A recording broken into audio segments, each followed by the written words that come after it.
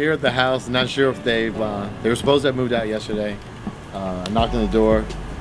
Don't know. I'll open it. I have keys, so I'll open the door. Hopefully, I know they have a dog, so hopefully the dog doesn't attack me. We'll find out. There are going to be some substantial repairs from the looks of the outside. Like I said, I have no idea what the inside looks like, but I'm pretty sure there's going to be some work some capital investment that's going to need to be done in order to bring this back up to speed to get the next, to make it pleasant and nice for the next tenants. So let's go inside and see what it looks like.